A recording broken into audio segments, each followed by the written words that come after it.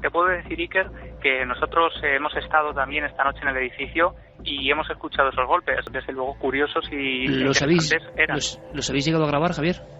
Sí, tenemos además 2 grabadoras, desde luego que se han grabado, sonidos además de todo tipo. Esos golpes eran los que más nos han llamado la atención. Antes de cruzarlas, de atravesarlas y de entrar en el sitio, escuchamos también como voces en el interior y llegamos a creer que podría haber alguien, quizá algún vigilante o algún otro curioso que se hubiera acercado al lugar. Lo cierto es que al entrar no nos encontramos a nadie.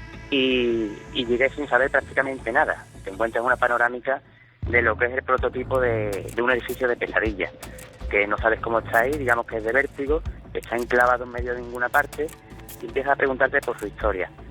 Cuando digamos que te documentas un poco más, pues te informas de que realmente tiene una historia macabra. O sea, este edificio tan grande no se abandona por casualidad. Yo soy la última persona que ha dormido solo en esta casa una noche entera. Y la verdad es que no lo he vuelto a hacer. Que esto es una de las cosas que más puede impresionar a alguien, yo creo, aparte de ver una figura, claro. Sí, entrar además en un sitio y escuchar a 2 personas hablando y no hay nadie.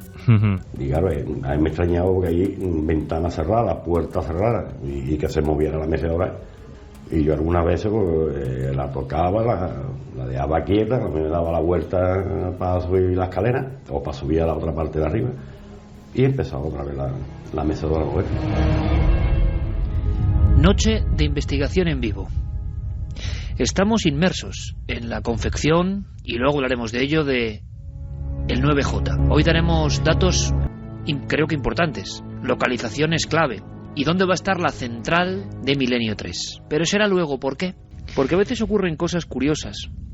Veréis, una de las preguntas más habituales que a mí me hacen, y llevo muchos años respondiendo a amables cuestiones de otros colegas o de personas interesadas en el misterio, es una, desde luego, ¿cómo empezaste con todo esto? Lo hemos contado 1 y 1000 veces. Pero otra es cómo os llegan los casos, cómo van surgiendo elementos para hacer tantos programas, para abordar tantas historias. Bien, aquí hay diferentes respuestas: la documentación, los libros, toda una vida siguiendo estas historias y estar un poco al cabo de la calle. Pero es verdad que siempre ha sido la audiencia, siempre han sido las personas normales y corrientes las que nos han hecho llegar sus casos. Uno lleva muchos años, el equipo también, y siempre vosotros, siempre la audiencia, sois capaces de sorprendernos, de arrojar historias, datos, elementos para la investigación que son novedosos. Y eso yo creo que es la eterna rueda del misterio que tiene que continuar. En este caso, varias comunicaciones de personas, algunas, tengo que decirlo, bastante asustadas, iban hacia un punto concreto, hacia unas coordenadas. Un lugar que, por lo que tengo entendido, está lejos de todo y de casi todos. Un lugar para el que hay que andar muchas horas si uno quiere llegar. A través de la montaña, a través de la serranía, de parajes agrestes, y de pronto, en mitad de la naturaleza, surge un edificio a bloque, un edificio funcional, un edificio que, por estar abandonado, impresiona. Esta noche vamos a estar ahí, aunque será solo el primer paso en este caminar. A estas mismas horas, a la 1:34, creo que nuestro compañero Javier Pérez Campos está llegando al lugar, está peinando la zona, está haciendo ese caminar, y en el propio camino, en la propia ruta, ya indicaciones, ya historias, ya testimonios que también son parte del fenómeno. La cobertura puede jugarnos una mala pasada esta noche. Yo quiero que sepáis que si se va la conexión no está pasando nada extraordinario. Es que las condiciones son complicadas, delicadas. Javier Pérez Campos, compañero, en vivo, en directo. Buenas noches. Hola, Iker, buenas noches. ¿Dónde te encuentras ahora mismo? Pues estoy ahora mismo en un sendero de tierra. He dejado atrás una enorme cruz de varios metros de alto en medio de un precipicio.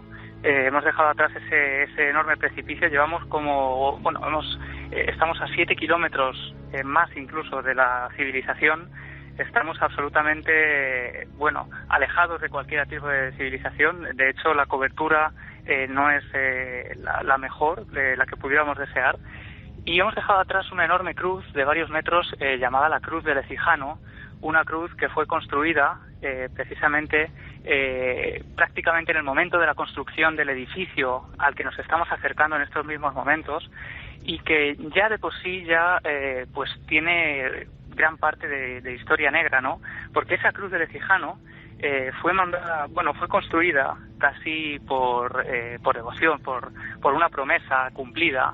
Y cuando el hombre que construyó esta cruz, debemos imaginarlo andando esos kilómetros y kilómetros, largas horas, por un sendero complicadísimo, constantemente acompañado por un precipicio al que es difícil alejarse sin sentir vértigo, ¿no?, al acercarte a él. Y cuando él llegó a ese lugar donde erigió esta enorme cruz de granito blanca, que parece, que es un enorme contraste además en medio de la naturaleza, falleció. Este hombre falleció en ese último intento por cumplir su promesa y es la primera leyenda que encontramos en el camino. Le voy a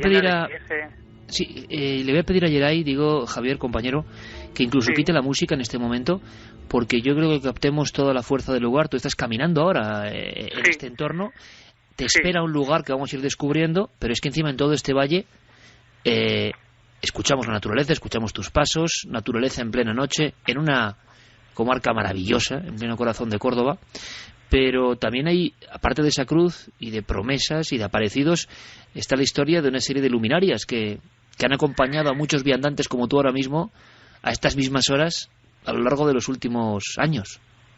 Eso es porque, aparte de esta supuesta aparición de este hombre que falleció colocando la cruz en este lugar, ya el lugar, la plena Sierra Virgen de Hornachuelos, siempre acompañada por un pantano, además, y por el río Bembézar, tiene esas historias de luminarias que parecen emerger en mitad de la noche de ese río y que se pierden en mitad de la montaña. Precisamente por eso se cree que uno de los nombres que se dan a este cerro es el de Cerro de los Ángeles, y también en esa lista de nombres curiosos y de toponimia encontramos otros nombres como el Barranco del Infierno, por ejemplo, que hemos dejado atrás hace unas horas y que desde luego indica un poco lo abrupto del lugar. En ese lugar, en plena noche, en ese caminar, llegando hasta un edificio que luego descubriremos, un edificio que contrasta con lo agreste del entorno. ¿Por qué estaba ahí? ¿Por qué estaba ahí solitario? ¿Por qué esos miles y miles de metros cúbicos de cemento? ¿Qué ocurrió allí? ¿Por qué nos han escrito diferentes personas indicando que ocurren cosas, que han vivido historias de pesadilla? Queremos descubrirlo y queremos que vosotros escuchéis en tiempo real, según Javier Pérez Campos va llegando. Yo creo que va a haber muchas sorpresas, pero incluso en el camino donde estás ahora mismo, que por cierto, ¿tienes buen clima, Javier? ¿Te está acompañando la noche en ese aspecto?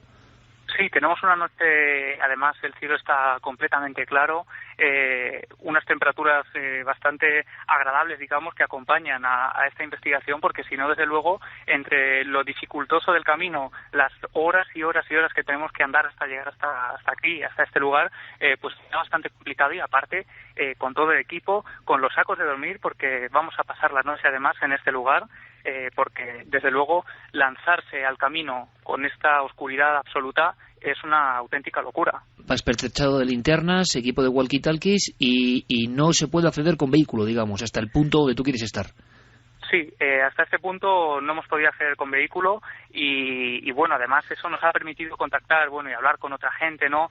Nos han dicho, por ejemplo, nos han hablado de datos que no conocíamos para nada, por ejemplo, vigilantes de esta zona que han vivido también fenómenos extraños y que no lo han pasado del todo bien. Los propios vigilantes de terrenos limítrofes a este lugar, porque está cercano también a algún que otro coto de caza. Ajá, ahí la historia, justo donde te encuentras ahora mismo, y repito que nuestro público en ningún momento piense en cosas extrañas, es el sonido de la naturaleza. Si escucháis algo extraño de fondo, luego ya veremos en el edificio, pero la cuestión es que hay una historia muy intrigante, sinceramente, muy de la España mágica, un señuelo importante y que ha recogido el vuelo, que es la historia de una peñidente.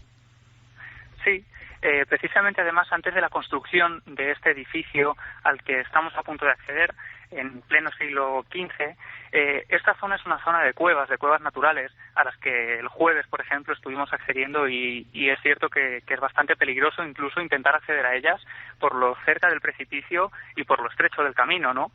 Y en una de esas cuevas se recluyó una mujer que pasó a la historia de este lugar como la mujer penitente.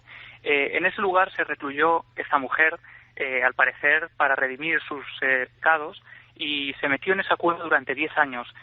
10 años encerrada en ese lugar, sin salir, salvo para intentar obtener alimento, ¿no? Apenas algunas plantas y lo poco que la rodeaba en este bosque. Al parecer esa mujer falleció también allí, justo debajo de, podemos decirlo ya, del monasterio. Es un monasterio al que vamos a acceder. Ella falleció en una cueva debajo de ese monasterio y también parece ser que ha sido vista por muchos de los caminantes, de los senderistas que recorrían justo la montaña de enfrente y que, bueno, desde donde observaban una panorámica sencillamente alucinante. Iker, te puedo decir que el impacto visual del lugar es sobrecogedor. ¿Qué estás viendo ahora mismo, Javi? Pues ahora mismo ¿puedes parar? Tenemos ya delante, paramos aquí, ese edificio, un edificio sencillamente tremendo, hormigón, son varios bloques de hormigón, metros y metros y metros en medio de la sierra, en medio de este paraje natural que se observaban ya desde varias horas antes de llegar a este edificio, y coronado además por una enorme cruz de unos 8 o 9 metros de altura, oxidada ya por el paso del tiempo, y dice Seminario de Los Ángeles. No hay luz. Actualmente, no hay nadie. No, ahora mismo no hay absolutamente nadie. Los miembros del equipo que están aquí con nosotros y el resto totalmente abandonado, sin ningún ruido que nos haga pensar en ninguna ciudad cercana ni en ninguna persona. Y como te digo, Iker, en plena Sierra Virgen, todo verde, casi selvático, se erige este edificio, hormigón, una mole de hormigón completamente blanco y corroído por el óxido. Y son además 4 bloques diferentes de unas 8 o 9 plantas para que os hagáis una idea. 8 o 9 plantas. Sí, en medio de la sierra además, como te digo, es inconfundible la silueta de este lugar y desde luego estremecedora. Nosotros cuando la vimos por primera vez fue el jueves y teníamos la luz de la tarde todavía y era estremecedora, pero ahora mismo a estas horas, alumbrándola solo con la luz de la linterna, te puedo decir que es casi un esqueleto enorme en medio de la sierra de Córdoba. Podríamos resumir, Javier, ahora que estáis delante y que vamos a investigar en vivo, en un par de frases, lo que los diferentes testigos, las diferentes personas a lo largo de las últimas semanas habían ido escribiendo o anotando. Si tuviésemos que resumir haciendo un titular, ¿qué es lo que contaban? ¿Por qué nos hablaban de ese lugar? ¿Qué les había pasado ahí? Pues ellos habían venido aquí como senderistas curiosos que buscaban un poco un remanso de paz en la naturaleza. Algunos se lo encontraron por casualidad, para otros, sin embargo, para investigadores como Manuel Delis, que está aquí con nosotros, fue casi una obsesión, una sana obsesión el encontrar este lugar. Y muchos de ellos han vivido auténticos fenómenos extraños. Uno de los que a mí más me ha llamado la atención, porque el fenómeno parecía interactuar con los testigos, eran golpes en las paredes que parecían completamente humanos, porque en uno de los casos los testigos golpeaban las paredes como para responder y obtenían una respuesta, obtenían el mismo número de golpes que ellos habían dado. Te puedo decir, Iker, que nosotros hemos estado también esta noche en el edificio y hemos escuchado esos golpes. No sabemos, desde luego optamos, ¿no?, porque puede haber una causa natural, pero desde luego curiosos y interesantes eran. ¿Los habéis llegado a grabar, Javier? Sí, tenemos además 2 grabadoras que hemos incluso ido distribuyendo por el edificio y desde luego que se han grabado. Sonidos además de todo tipo. Esos golpes serán los que más nos han llamado la atención y que si quieres ahora te ampliaremos e incluso te contaré desde el sitio donde los hemos escuchado. Perfecto. Primera conexión, Javier Pérez Campos, compañero. Va también con otro colaborador, Manuel Delis, que también fue una de las personas que mejor ha investigado esta historia y que, como pasa muchas veces, se traza una curiosa relación entre un enclave y una persona, y sobre todo porque hay acontecimientos que yo creo que sinceramente ponen la carne de gallina a todos los niveles, nivel fenomenológico, nivel humano incluso, pero eso lo iremos descifrando a lo largo de la noche. En unos minutos conectamos de nuevo, ojalá la cobertura siga estando a este nivel, y en la siguiente conexión, Javier, imagino que os quedan apenas unas decenas de metros, ya instalando el equipo y ya sabiendo más de ese lugar, de la historia de ese lugar, radiografiando ese esqueleto de hormigón en mitad de la noche. ¿Por qué tanta gente nos ha dicho tenéis que ir ahí? Un abrazo, Javier. Un abrazo, hasta ahora nos adentramos en el lugar. Los pasos de nuestro compañero, y vamos a ver qué ocurre ahí dentro, simplemente con todo el sano escepticismo, pero es verdad, y tengo que repetirlo, que no conocíamos la fenomenología de este lugar. Conocemos muchos lugares, lo sabéis bien, hemos estado en muchos sitios, y este es uno nuevo, y nos ha sorprendido que diferentes vías de contacto, diferentes personas, diferentes edades, diferentes profesiones, y todos enlazados por algo que podríamos decir miedo, que han pasado mucho miedo, que no quieren volver. Manuel Delis sí lo hace y se lo agradecemos. Habrá que decir a nuestro compañero Javier Pérez Campos, por supuesto, que también esté muy atento, con un ojo en las estrellas. Todo nuestro equipo sabe, tiene indicaciones de que hay que estar ojo a visor más que nunca de aquí al 9J, porque, no sé, presentimos que algo puede ocurrir. Ojalá. En ese aspecto, además, hemos lanzado una doble encuesta que vamos a mantener hasta el mismo día de la gran alerta OVNI.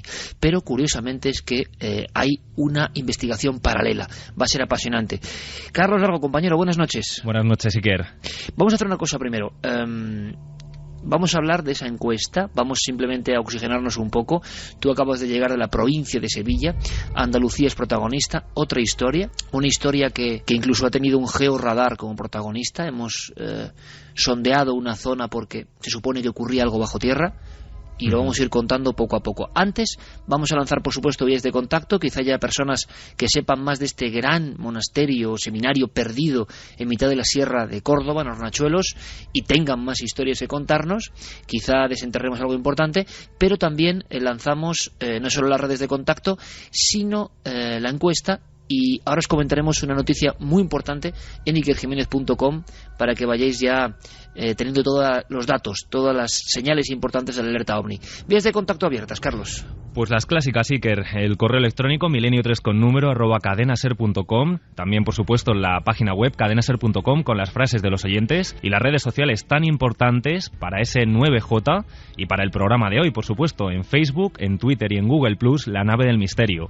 Y hablabas, Iker, de esas dos encuestas que hemos abierto en la página web ikerjimenez.com y que van a ser el debate de la semana durante varios días, que las dejaremos ahí puestas. Una de ellas, la pregunta: ¿se verán ovnis en la noche del 9J? Dos opciones, sí o no. Ahora mismo los resultados están así. El sí se lleva el 64,6% de los votos y el no 35,4%. También tenemos otra encuesta paralela que, bueno, queremos saber la opinión de nuestros oyentes respecto a los ovnis. ¿Qué son los ovnis? Damos varias opciones. En este caso tenemos naves extraterrestres, viajeros del tiempo, entidades de otras dimensiones, artefactos humanos secretos o confusiones y fraudes. Si quieres te doy los primeros datos. Perfecto. Ahora mismo el 21,2% de los votos lleva artefactos humanos secretos. El 43,2%, perdón, que me lo he saltado, naves extraterrestres. En segundo lugar, 21,2% artefactos humanos secretos. El 14,4% se lo lleva entidades de otras dimensiones. 13,5% confusiones y fraudes. Y el 7,7% viajeros de tiempo.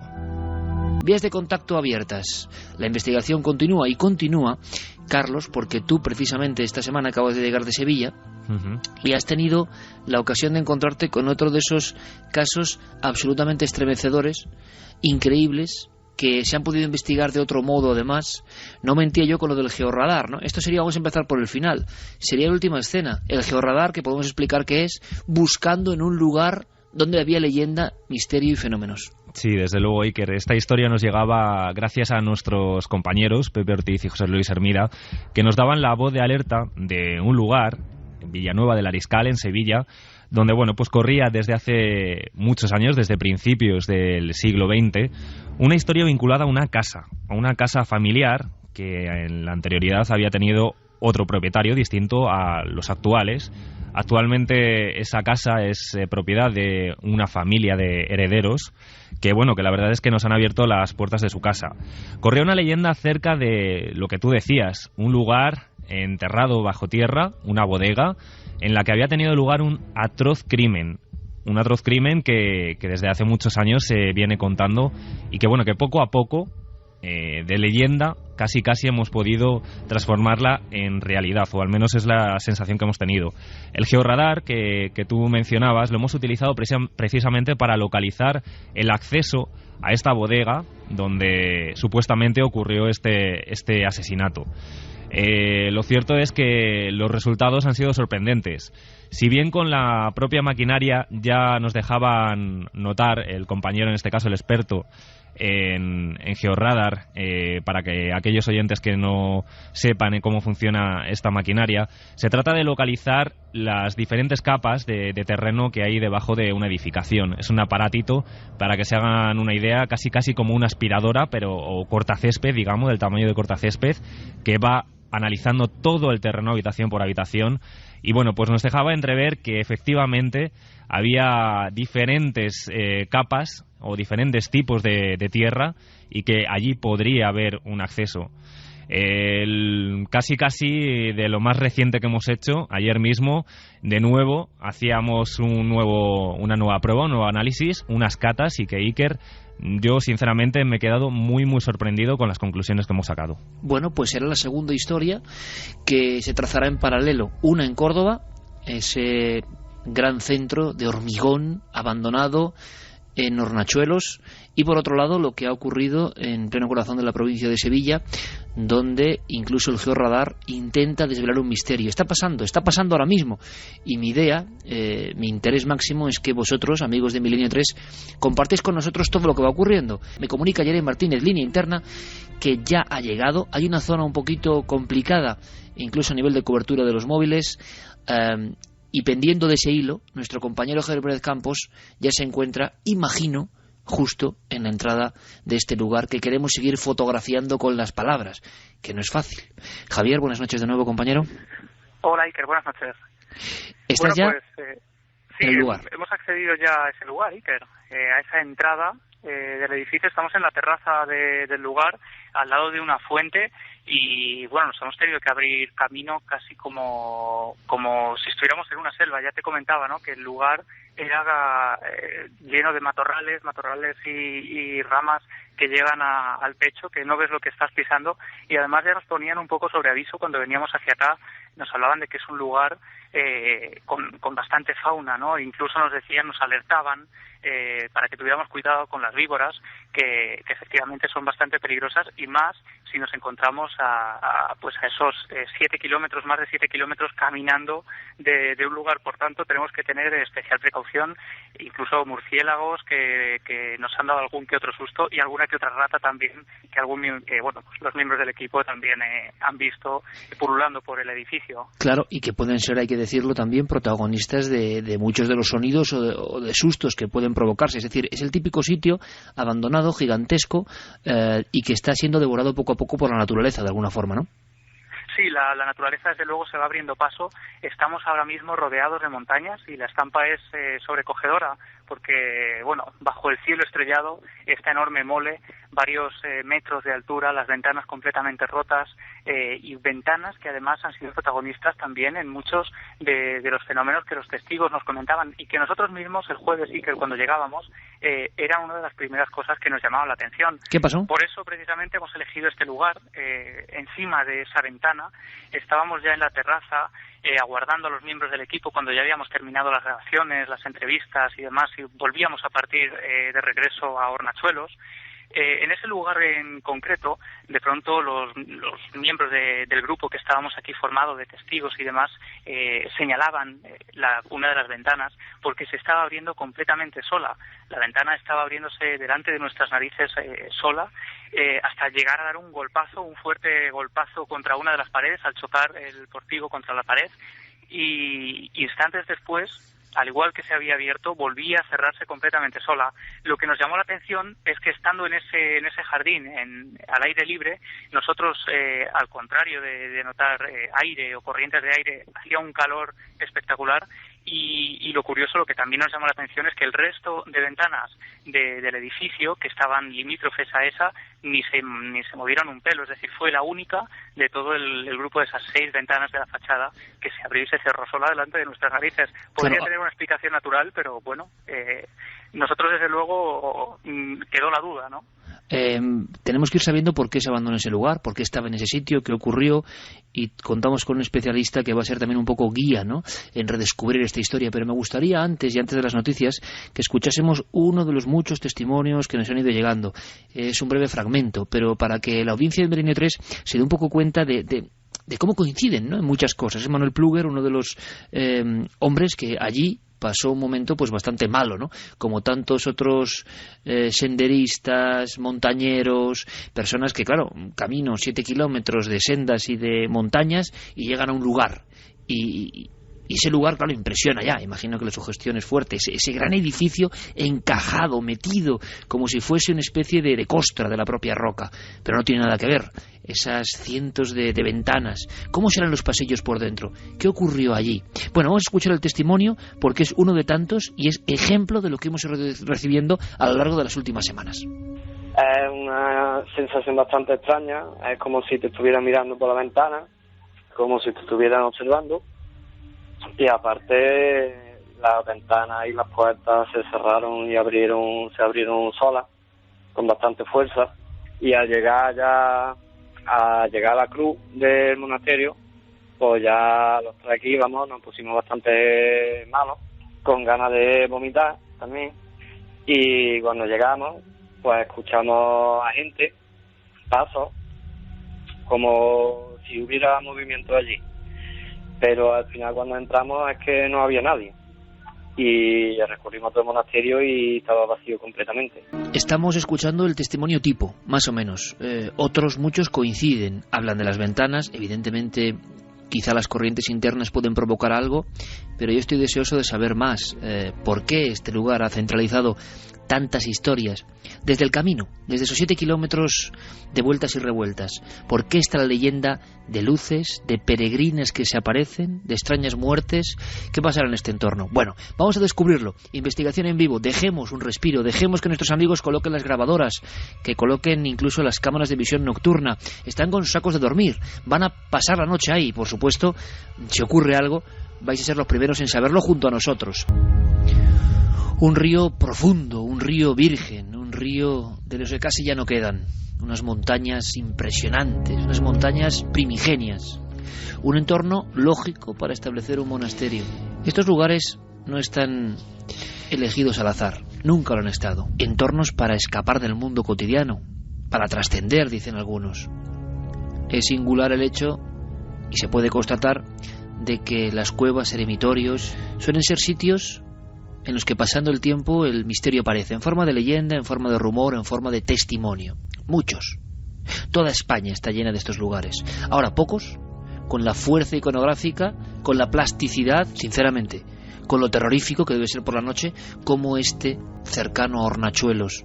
Porque es toda esa naturaleza salvaje la que cubre, la que protege este lugar de miradas extrañas. Y allí, en este edificio enorme, en estos edificios unidos, hay una historia. Y queremos saber más de esa historia. Javier, compañero, ¿me escuchas?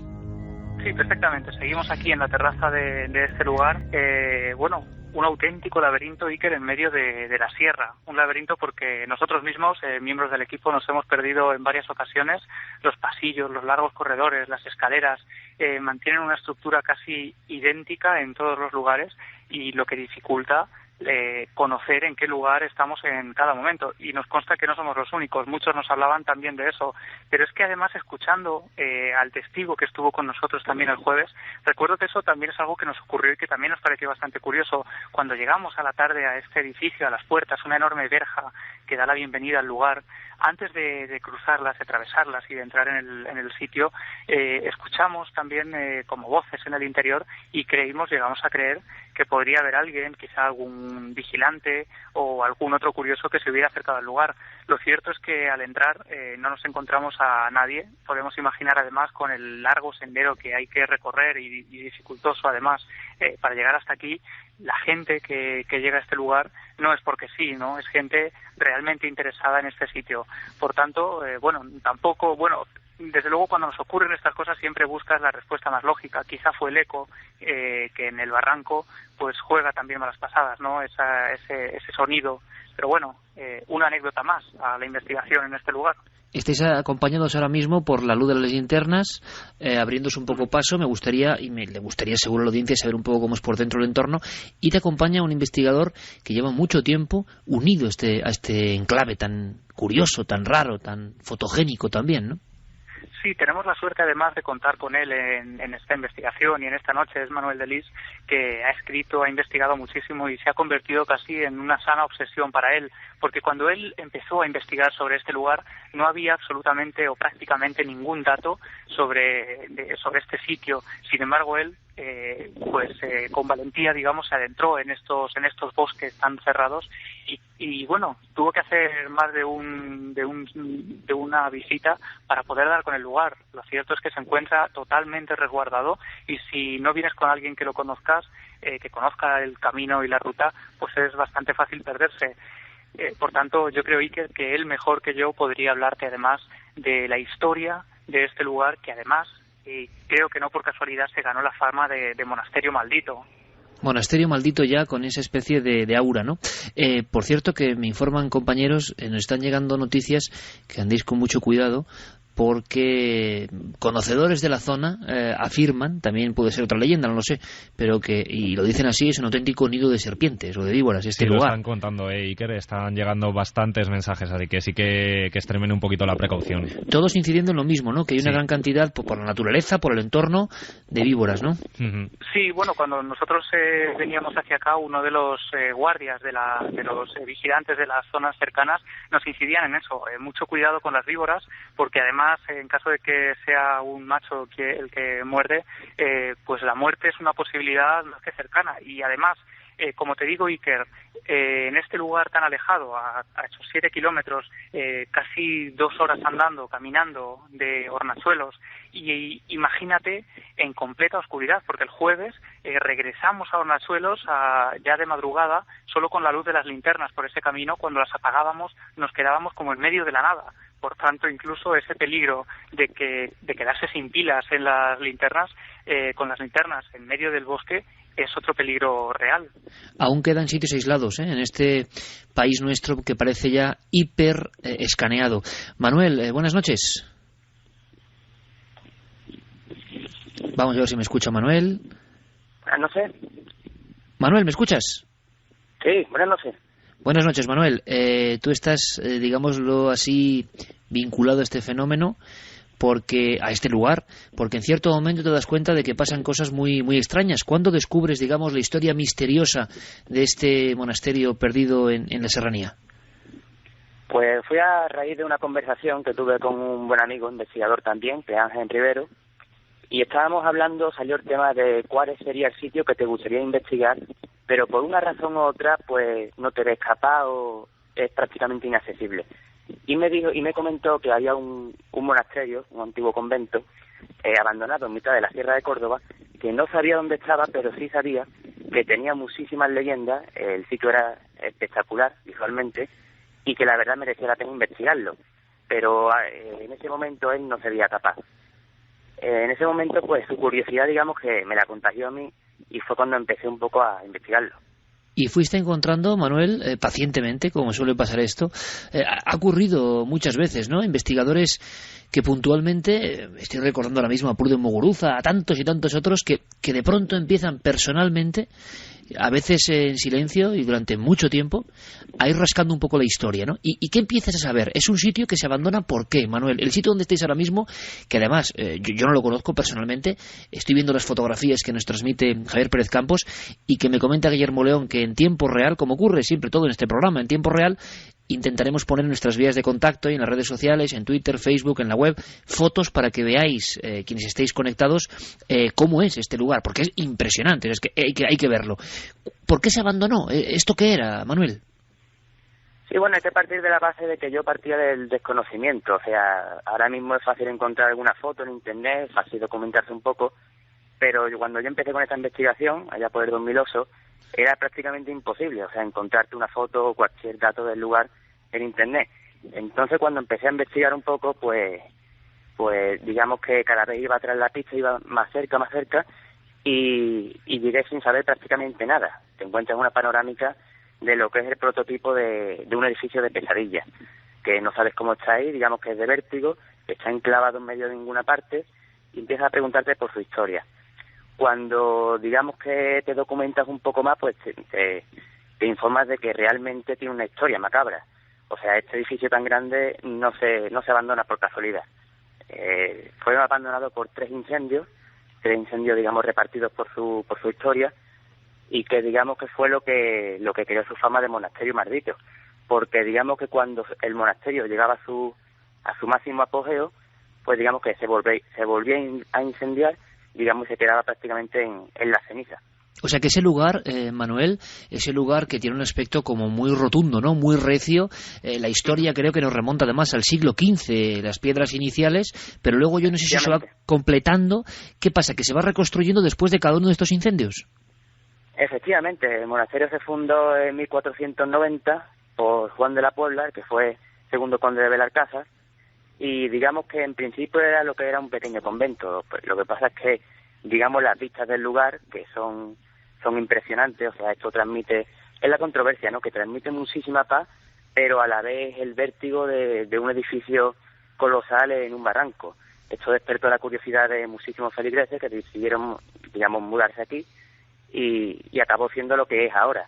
Claro, cuando se volvió a incendiar, volvían a edificarlo, y digamos que cada vez que lo edificaban lo hacían más grande, porque digamos que cada vez más gente cogía la fama este monasterio. O sea, las personas, Manuel, querían ir allí por algún motivo, ese seminario, a ese apartarse del mundo, yo no sé si por el paraje o por lo que tuviese de desconocido, de magnético este entorno, o de telurismo, ¿no? Porque desde luego yo te tengo que decir que pocas veces he visto una estructura, parece realmente, no sé, un recuerdo de las casas colgadas de Cuenca, pero a lo bestia, en mitad de un paraje, claro, absolutamente agreste, y eso impresiona, y tenía que impresionar en su tiempo. Y me quieres decir entonces que era un sitio como muy solicitado por los que iban a hacer sus votos y a iniciarse en el sacerdocio. Efectivamente, porque es un lugar que por una parte es espectacular por los riscos y las vistas, pero por otra parte es muy tranquilo. O sea, para la oración y la meditación, digamos que está alejado de ninguna parte, tiene unas vistas maravillosas, y digamos que es un sitio especial para lo que es la oración y, digamos, encontrarte contigo mismo. Eso fue lo que atrajo a la gente. Pero, ¿Y por qué desaparece, Manuel? ¿Por qué definitivamente desaparece y eso se queda como lo ha dicho muy bien Javier Pérez Campos, la imagen, un gran esqueleto de hormigón en mitad de la sierra? ¿Por qué? Pues el último abandono simplemente fue por temas económicos, porque es un edificio que, digamos, que está aislado del mundo. Además se abandonó, o sea, como último no fue monasterio, fue seminario. Fue convertido en un seminario, y digamos que mantener esto era demasiado costoso a nivel devastador, y acabó desapareciendo por eso. Pero de todas maneras, después de cada incendio quedaba abandonado por un tiempo, hasta que digamos que la gente volvía a interesarse por el sitio.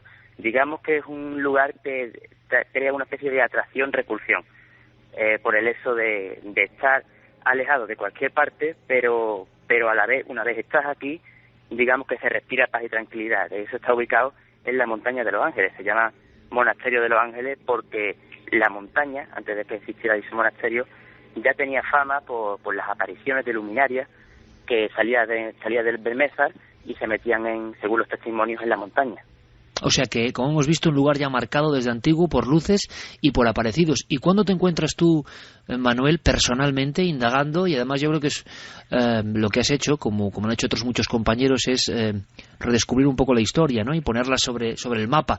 Y a partir de esta noche más. Y espero que para bien, porque sabemos que la audiencia de Milenio 3 es muy respetuosa. Tenemos otro lugar de la España mágica para conocer. Pero cuando te empiezas a encontrar con testimonios como los que hemos escuchado, con personas, senderistas, alpinistas, investigadores, curiosos, que empiezan a contar que pasan cosas ahí dentro. ¿Cuándo empiezas a recopilar esa información?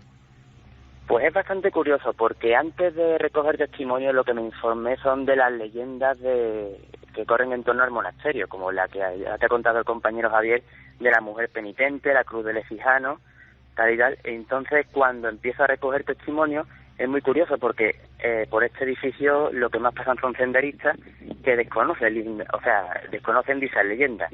Jamás han escuchado hablar de la mujer penitente, de su cueva, absolutamente de nada. Y sin embargo los testimonios verifican dichas leyendas. O sea, gente que jamás ha escuchado hablar de la mujer penitente dice que de su cueva ve salir una luz que se dirige al monasterio y que se pierde allí. Lo cual, para alguien que está investigando este caso, pues digamos que le da muchas ganas de seguir y digamos que le da veracidad al fenómeno. ¿Y tú, Manuel, personalmente, cuál es el momento en el que has pasado de investigador a testigo de algo que realmente te ha sobrecogido o te ha sobrepasado? El lugar, digamos, que siempre te hace estar alerta. Es el prototipo de un edificio de pesadilla, digamos, con verjas oxidadas, y en todo momento te sientes observado. Pero cuando empiezas a sentir los resultados es cuando, digamos que en una investigación, empiezas a escuchar sonidos, que ya no es sugestión. Los compañeros ya lo están comprobando, tus compañeros, porque es impresionante cómo estando en una planta, y aquí es imposible que te puedan sorprender otro tipo de gente, porque los verías venir desde lejos. Esto está muy alejado y digamos que cualquier luz se ve a kilómetros. Empiezas a escuchar pasos, empiezas a escuchar arañazos en las paredes, todo tipo de fenomenología. Ya, bueno, dejando aparte lo que a nivel psicofónico, que también las hay, e incluso, digamos que es el único lugar donde yo he podido comprobar que el fenómeno aporte, lo que yo solo conocía por estudiarlo y por haber escuchado algún testimonio, pues digamos que aquí he podido vivirlo. O sea, aquí viví digamos la materialización de un objeto que salió de ninguna parte. Y es bastante curioso. Digamos que estaba preparando mi equipo y preparando la mochila cuando sentí caer lo que en su momento me pareció una piedrecita encima de la mochila. Uh-huh. Pero lo curioso es que vino del barranco, o sea, donde es imposible que lo tire absolutamente nadie. Cuando alumbro con la linterna veo que no es una piedrita, que es un trocito de cristal, que de eso lo conservo como una reliquia.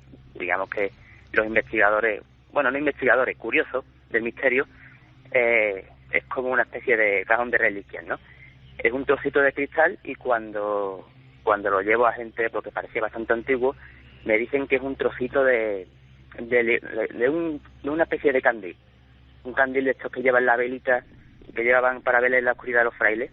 Sí. Lo cual sería bastante curioso porque vino del barranco y digamos que estaba fuera del monasterio.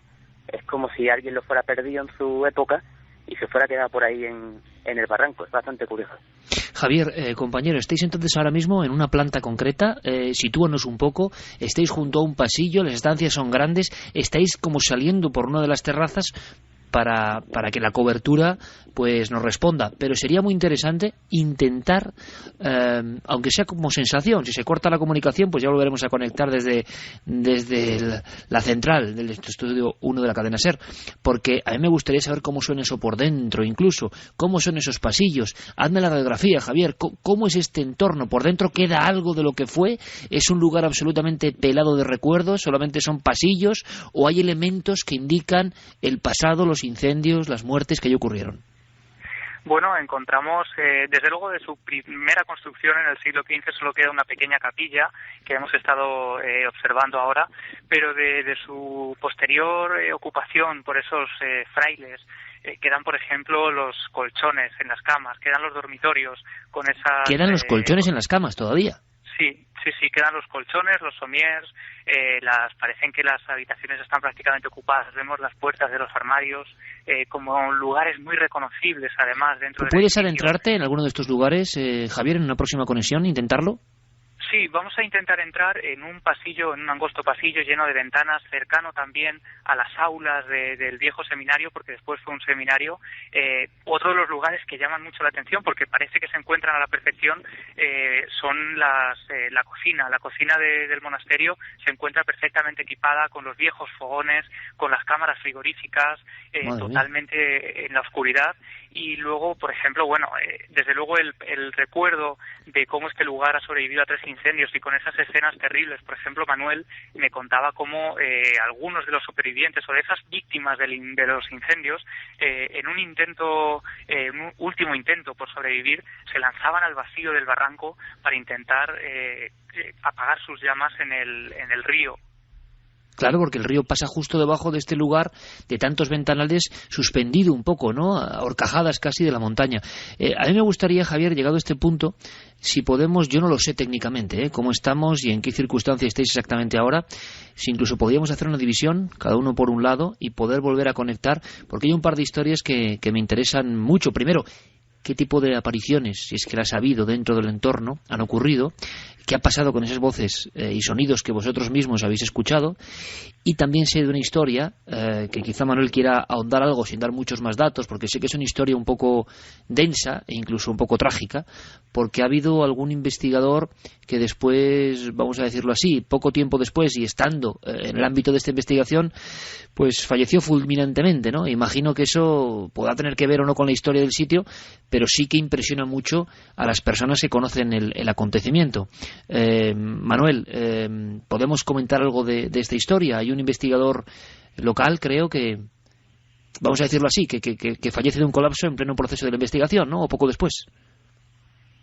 Sí, bueno, buscarle una relación es, digamos, aventurado, pero sí es curioso que un amigo investigador, pues, digamos que fue su última investigación. Yo los guié hasta aquí, se interesaron por el lugar, lógicamente por su envergadura y su historia, y la verdad es que días después de haberlo investigado y haber sacado una psicofonía bastante extraña, pues falleció de un infarto. Hombre, no es que fueran extrañas circunstancias, pero que estaba muy bien de salud y digamos que no tenía ningún problema. Y se encontraba días antes investigando en ese entorno que tú lo habías abierto un poco, en este monasterio. De eso fue su primera visita. Además le encantó, le captó un material muy interesante del cual van a pasarme ahora varias información, porque yo no pude acompañarle, yo fui solo el guía en esa ocasión, aquel día tuve que trabajar, pero le guié hasta aquí y digamos que sí, que fue su última investigación y que quedó ahí, hombre, que el pobre, digamos que no dio para más. Tienes informaciones que, bueno, iremos completando si es posible, Manuel, y te agradezco mucho la labor y la ayuda y la forma de hacer un poco la crónica de este lugar novedoso para todos nosotros, pero ¿tienes la sensación, la sospecha de que en esa última noche en este lugar, antes del fallecimiento desgraciado de este investigador local, hubo incluso resultados positivos en la obtención de psicofonías? Sí, aquella noche a nivel psicofónico fue brutal, porque se trajeron una psicofonía muy clara, se trajeron además unos sonidos lo que se denominan claricencia, que son sonidos que salen de ninguna parte, pero los escuchas en el momento, pero después no se graban, y siempre vino contándome que allí se escuchaban muchísimas voces, que el sitio era impresionante y que por supuesto quería volver. O sea que tú... Dime. No, o sea que Manuel, tú llegaste a escuchar a este investigador al regreso contándote lo que más o menos había ido investigando o había ido obteniendo antes de su muerte.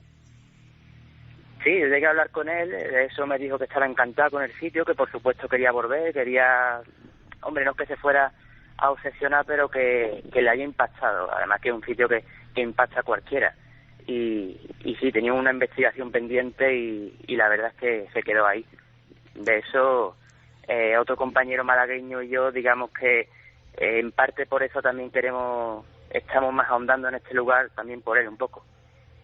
Es como una especie de trabajo que hay que acabar de alguna manera, ¿no? Efectivamente, es como algo que no es que empezáramos los tres, pero es algo que siempre ha estado ahí, siempre, como hablamos de terminarlo juntos y tal, y como no pudo ser, pues lo hemos terminado nosotros aparte. Bueno, desde luego me parece impresionante, Manuel, haya relación o no, sí que es una historia humana y que lo estemos contando en el lugar de los hechos.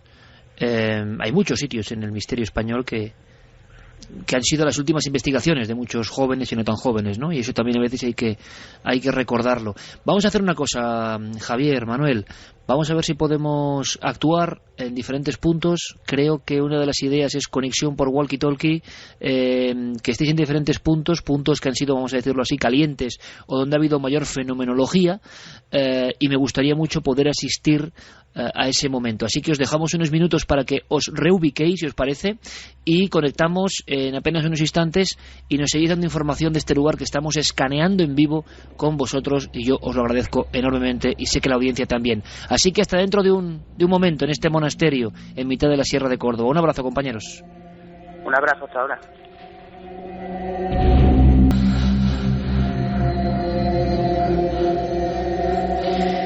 Carlos, compañero, ¿estás por ahí? Sí, aquí estamos, Iker. Vamos a hacer una cosa, vamos a dar unos minutos de descanso a nuestros compañeros, simplemente para saber cómo continúa la investigación, aunque por supuesto si ocurre cualquier cosa, hasta las 4 en punto estaremos muy atentos, porque claro, ya esta historia de uno de los investigadores compañeros que que de alguna forma tuvo la desgracia después de investigar, a veces las novelas se quedan cortas, ¿no? Con algunas historias. Vamos con mensajes, si te parece. Carlos, repetimos vías de contacto. Había muchos buenos amigos y esto es un lujo, como siempre en este programa, la audiencia que tenemos, yo me siento muy orgulloso, porque lo que hacían es, por favor, tener mucho cuidado y dar indicaciones a nuestros dos amigos allí en el monasterio esta noche. Y no solo eso, Iker, están llegando testimonios de gente que ha pasado la noche allí también y que dicen y aseguran haber vivido fenómenos muy parecidos a los que hemos escuchado. Pues será información muy interesante para la investigación en vivo de Javier Pérez Campos. Y Carlos, queremos escucharlo, claro que sí, cuéntanos. Vamos a recordar esas vías de contacto: el correo electrónico milenio3con número @cadenaser.com, las frases de los oyentes de la página web cadenaser.com y las redes sociales, La Nave del Misterio en Facebook, en Twitter y en Google+. Por ejemplo, Eugenio Romero comentaba: la Sierra de Córdoba tiene mucho misterio, asesinatos, desapariciones, apariciones de fantasmas, incluso rituales satánicos. Davido también nos decía: en Córdoba hay muchos sitios conocidos por apariciones, la Torre de la Calahorra y la de la Mal Muerta, el Mirador de las Niñas, una casa situada en el pueblo de Trasierra de Córdoba, la Casa del Piano. Nos ofrecían, como ves, muchos lugares donde también ocurren fenómenos similares. Antonio Lopera nos dice: he ido muchas veces al Seminario de Los Ángeles. Allí se escuchan ruidos raros en la cocina y en la segunda planta dicen que en las cuevas hay un tesoro. Todo el mundo parece, Carlos, que coincide en el asunto de gente como conversando, ¿no? Lo que al parecer les ha pasado para sorpresa de nuestro propio equipo en la noche del jueves. Mira, por ejemplo, Aurea también nos decía: conozco el sitio, vivo muy cerca y es un lugar tremendamente mágico. Naturaleza casi virgen en plena Sierra Morena. Muy cerca vive el llamado ermitaño, solo, como guardián de los misterios. Espero que lo hayan podido visitar. Pepe también nos decía: espectacular lugar donde merece la pena visitar y donde sin duda pasan cosas muy raras, ruidos, movimientos dentro del edificio. Merece la pena visitar este lugar en Hornachuelos, siempre lo recordarás. Y uno de los testimonios que te decía Iker, por ejemplo, es Rafael Santiago Villegas, que nos decía: aproximadamente a 2 kilómetros del monasterio se encuentra un criadero de buitres ubicado en unas rocas. Yo pertenezco a un club de mountain bike de un pueblo vecino, Posadas. Cada junio, coincidiendo con la luna llena, organizamos una ruta nocturna. Hace 4 años decidimos hacer esa ruta y reconozco que en mi vida había sentido una sensación igual. Parecía como que desde las ventanas alguien te observaba. Tengo 2 amigos que han pasado la noche en el monasterio y me han asegurado que en ese edificio ocurre algo difícil de explicar. Y me han asegurado que desde luego lo pasaron muy muy mal. Juan Manuel también, por ejemplo, para terminar, nos decía: Iker, soy vecino de la zona, el lugar es escalofriante y los ruidos son verdad, yo los he podido escuchar. Es curioso lo de la zona de las montañas de Los Ángeles y el Barranco del Infierno, y en medio, claro, un lugar con la Gran Cruz, ese edificio con ventanas oscuras como ojos que miran hacia el río y hacia la sierra, una vegetación espectacular que a mí me recuerda, sinceramente, el lugar más parecido que yo he visto es trabajando en la investigación de tumbas sin nombre. Carmen se acordará muy bien, en la noche en Sierra Morena, incluso escuchar casi el sonido y la presencia, ¿no? Escuchar la presencia sin verlo del lince ibérico. De verdad que es un entorno impresionante que no es el mismo, pero desde luego se le parece mucho, y de noche tiene que ser realmente impactante. Nuestros amigos vagan por esos pasillos, y también hay que decir una cosa: evidentemente es tan peculiar, solo por conocer este lugar, sean más o menos ciertos los hechos y comprobables, solo por ver estas fotos de la España mágica que ahora Guillermo ha puesto en nuestra web, en ikerjimenez.com y en las redes sociales, ya merece la pena. Es como descubrir un entorno nuevo. Pero hablando de descubrimientos, Carlos, y dándoles tiempo a nuestros amigos, que por supuesto trazamos línea de conexión directa, si pasara cualquier cosa, por supuesto cualquier emergencia, porque también nos escribe gente, Carlos, diciendo que no solo hay reptiles, víboras, que están lejos de cualquier lugar, digamos, con atención médica, sino que además puede haber ganado bravo. O sea, digo, bueno, esto ya lo tiene todo. Hay que tener cuidado, pero físicamente, ¿no?, con nuestros compañeros. Parece ser, además, sí, que me estaba acordando también, no sé si recuerdas cuando fuimos al Monte Abantos, que también nos lo avisaron. Es un lugar que está poblado prácticamente de todo tipo de fauna, y sí que nos llegaban muchos mensajes también avisando precisamente de eso. Pues gracias por estar alerta. La investigación la hacemos todos, y Carlos ha tenido, dando tiempo a nuestros compañeros, Carlos ha tenido la oportunidad una vez más de toparse pues con un caso muy fuerte, tremendamente fuerte, que vamos a intentar resumir. Yo no sé, Carlos, si para dar un impacto brutal en este momento podíamos incluso recuperar un documento sonoro, una psicofonía. Creo que sabes a qué me refiero perfectamente, porque podría ser un poco la puerta de inicio de esta investigación que acababa con el equipo de Cuarto Milenio manejando un georradar e intentando descubrir si había una oquedad o una habitación secreta en una finca. Vamos a empezar con este documento, si te parece. Cuéntanos y cuéntanos la historia, porque yo no sé qué es esta psicofonía, pero sí que sé que es impresionante, o sea, de verdad que se escucha bastante bien. Bueno, pues mira, para situar a los oyentes, esta grabación la realizaron nuestros compañeros, como decíamos, Pepe Ortiz y José Luis Hermida, en una casa en Villanueva del Ariscal, en la provincia de Sevilla. La casa es conocida desde hace mucho tiempo como la Casa del Magistral. Ahora descubriremos poquito a poco por qué se llama así. Y bueno, para que todos lo sepan, también tiene otro nombre, la Casa Santa Justa. Justa es, digamos, la matriarca, o era la matriarca, la abuela de la familia que nos ha atendido y que, bueno, pues nos ha concedido un montón de entrevistas. Esta psicofonía la grabaron, como decimos, hace tan solo unos días, Pepe Ortiz y José Luis Hermida, en un lugar muy importante para la investigación, que son unas escaleras que suben a la planta de arriba, porque esta casa tiene dos pisos, y bueno, donde se producen una serie de fenómenos muy extraños desde prácticamente a principios del siglo XX, cuando cambiaron los moradores de este edificio. Si te parece, vamos a escucharla sin decir lo que creemos o interpretamos que se escucha, y luego, si quieres, damos más pistas. Vale, Carlos, decimos que es un nombre.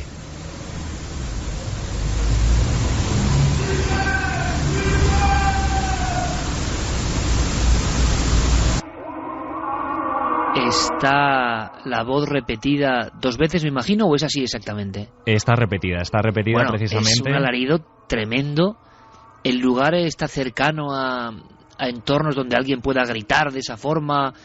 Pasan coches, no sé cómo explicarlo, porque es que es muy clara. Tiene ese tono típico tan sórdido, ¿no?, de algunas psicofonías. Tiene ese tono, pero es que es clarísimo.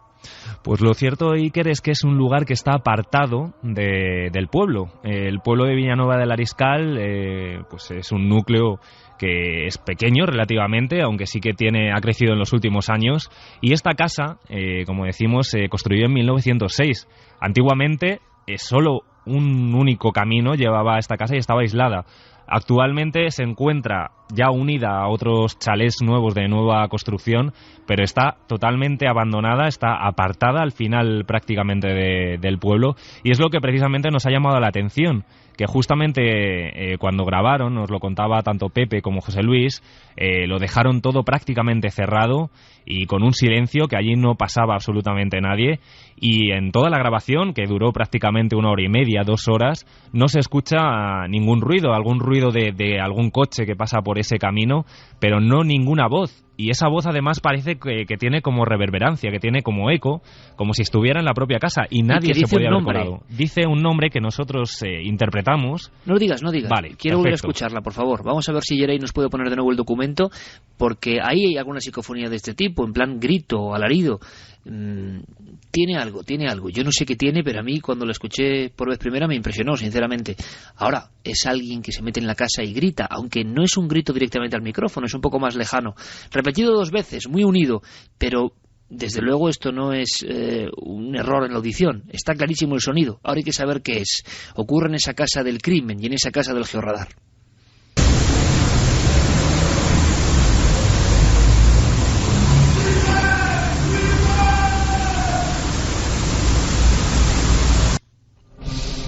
¿Qué crees que dice? ¿Qué creéis que dicen los investigadores? ¿Piensan, tienen una teoría, Carlos? Pues tanto Pepe como José Luis, y yo también me sumo a ellos, escuchamos un nombre, y ese nombre es Miguel.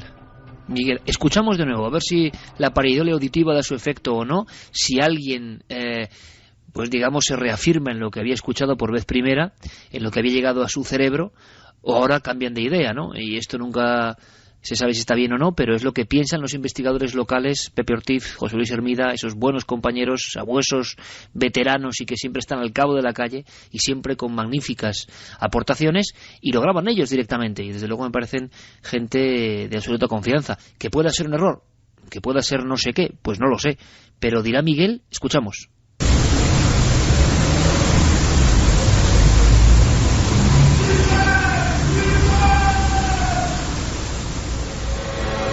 Desde luego lo que es un grito clarísimo. ¿Y esto cuándo se grabó, Carlos? Pues esto se grabó hace unos 15 días aproximadamente. Hace unos 15 días tan solo. Sí, porque fue unos días previos a cuando acudimos allí para grabar en la casa, para el programa de televisión, para Cuarto Milenio. Ellos fueron previamente, precisamente porque miembros de la familia, hace unos cuantos años, hicieron también una grabación psicofónica por todo lo que estaban viviendo en el mismo punto, en la escalera. Y lograron también conseguir resultados, tintineos de relojes como antiguos, como carrillones, voces, conversaciones que prácticamente no se entendían. Y justamente intentaron reproducir la misma investigación particular que había hecho la familia y consiguieron esta voz. En toda la grabación no se escucha prácticamente nada más. Carlos, ¿qué conexión puede haber con la realidad de un Miguel en ese entorno, con la historia de su supuesto crimen? Cuéntanos. Pues indagando, nuestros dos amigos sí que lograron sacar ese nombre o relacionarlo con una persona que podía haber vivido en la casa. Se trata de un antiguo encargado de la finca que se llama Miguel Nevado y del cual también incluso se ha conseguido documentación, porque allí cuando estuvimos en la casa todavía, aunque está en un estado prácticamente en ruinas, la familia sí que la conserva. Y bueno, pues hay objetos, hay muebles antiguos, incluso hay un baúl muy misterioso de un personaje que vivió en torno a 1906-1910, que se relaciona con un crimen. Y bueno, mira, por ejemplo, tenemos un corte precisamente de Pepe que nos aclara un poco más acerca de este personaje, de Miguel. Tuve que investigar también a ver si en esa casa había vivido, había prestado sus servicios a algún hombre que se llamase, o una persona que se llamase Miguel, claro está. Pues, ¿cuál sería mi sorpresa? Que allí hubo una persona, un trabajador, que se llamó Miguel Nevado. Y tanto es así, que tengo en mi poder una nota de una liquidación de un trabajo de unas 224 pesetas. Estoy hablando del año 1952. Carlos, historias del pasado, historias de trabajadores de ese lugar e historias que conducen hacia un primer crimen y un emparedamiento. Sí. Un hecho como muy siniestro, una muerte desde luego a destiempo, muerte luctuosa, emparedamiento, y a partir de ahí una serie de fenómenos que se prolongan en el tiempo, como estamos viendo casi hasta hoy. Sí, además lo primero que te puedes encontrar nada más llegar a la casa es una verja que interrumpe el paso. Allí pone Santa Justa. Como decíamos, es el nombre de una de las personas, digamos, de la matriarca de esta familia, cuyo marido compró la casa al anterior propietario y se la regaló como un homenaje, digamos, a su mujer. Anteriormente, en 1906, es cuando se construye esta casa y, bueno, pues el primer morador es un canónigo, el canónigo magistral de la Catedral de Sevilla, llamado José Roca y Ponsa. Este hombre vivía acompañado de una especie de ama de llaves, de criada, que se llamaba Dolores Sánchez, o al menos así es lo que han podido rescatar también nuestros amigos investigadores, que es como se la conocía en el pueblo. Lo cierto es que era una mujer que se relacionaba, pero pocas veces, porque únicamente iba al pueblo, como decíamos, estaba apartada totalmente la casa de lo que era el núcleo central del pueblo, pues para hacer tareas de compras, de alimentos para este canónigo. Y bueno, pues parece ser que con los años esta mujer desapareció. No se supo nada de ella en pocos días, nadie del pueblo tenía ninguna noticia. Y bueno, pues se cuenta como una leyenda, aunque sí que hemos encontrado también atisbos de realidad, de que este canónigo pues pudo un día matarla.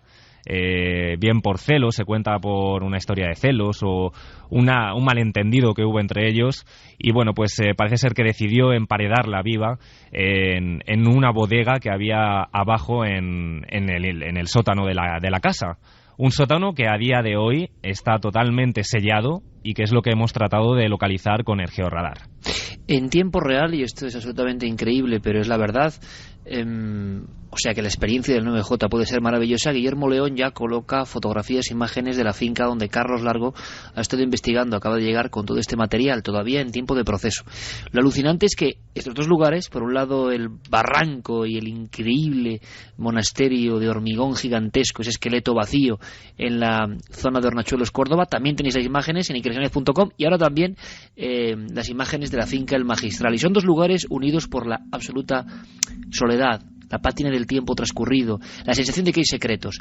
Claro, esa idea de una mujer emparedada vuela rápida, imagino, por toda la zona de Sevilla, pero te vas encontrando, Carlos, con testimonios de personas que hablan de fenómenos escalofriantes en este lugar. Sí, precisamente lo más impactante de esta historia es que es la propia familia, muchos de los miembros de la familia que bueno, son herederos actualmente, los que mencionan que han vivido en sus propias carnes estos fenómenos extraños. Como decíamos, es el patriarca, el abuelo de esta familia, el que se la regala a Doña Justa, a la abuela de la familia, y a partir de entonces empiezan a suceder muchos fenómenos extraños. Podemos escuchar el testimonio de Joaquín Hinojosa, que es uno de los nietos actualmente de esta familia propietaria, y que habla de esos atronadores ruidos que hacían prácticamente notar como si la casa se estuviera cayendo.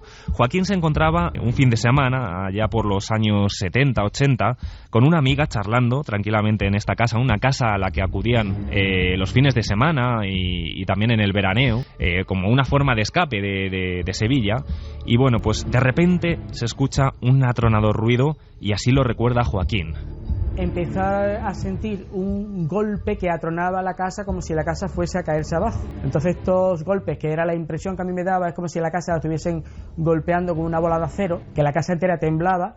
Pues esto se repitió durante 7 u 8 veces. No volvimos a cruzar palabras entre nosotros y rápidamente recogimos todo lo que teníamos en la casa y nos fuimos. Yo no tenía en ese momento la valentía de ir a por las habitaciones de la casa viendo de dónde procedía el ruido. Lo que sí puedo recordar es que aquello no era un golpe que lo pudiera dar una persona. Tenemos que agradecer, Carlos, una vez más la deferencia. Son los herederos de este lugar con secreto y quizá con crimen, quién sabe. Y además las paredes, ¿no? Las paredes como si fuesen señal de algo que ocurrió sangriento al otro lado de ellas, quién sabe. Hay más fenómenos, hay más testimonios y los has grabado.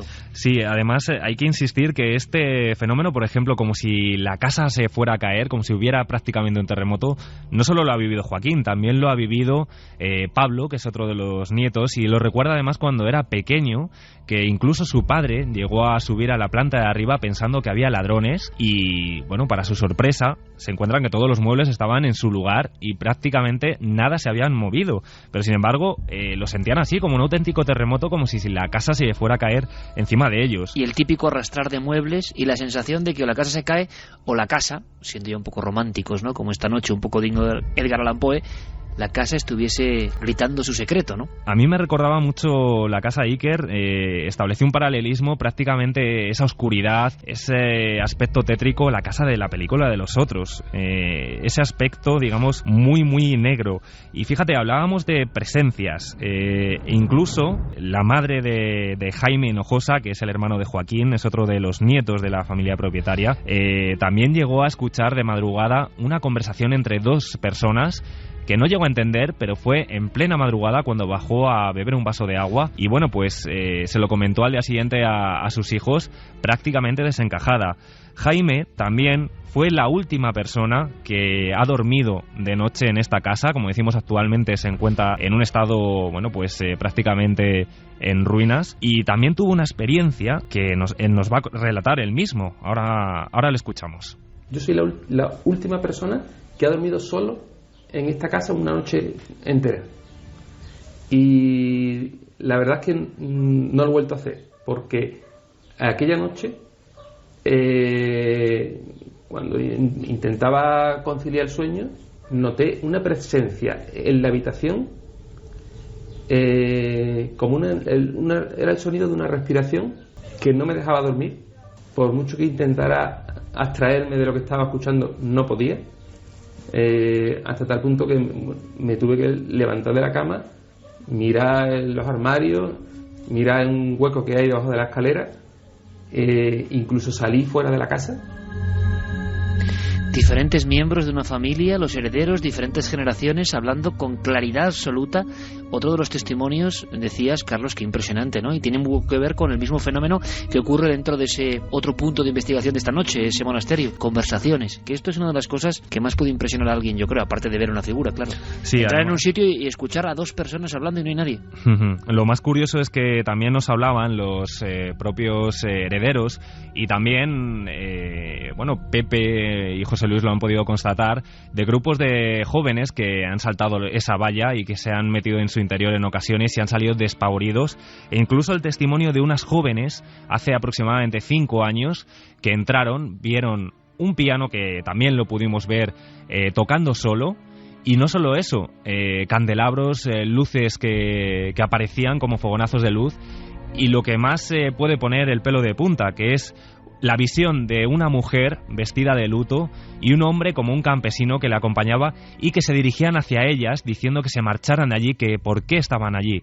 Estas chicas, bueno, nos han dado el permiso para poder contar el testimonio, pero están actualmente o han estado en tratamiento psicológico por la fuerte experiencia que tuvieron. ¿A raíz de ese acontecimiento tuvieron que recibir asistencia médica? Asistencia médica, y hasta hace muy poco tiempo han ido mejorando, porque lo tienen como un recuerdo muy, muy impactante, precisamente que esas dos figuras, esa mujer vestida de luto y ese campesino, se dirigieran a ellas diciéndoles que se marcharan.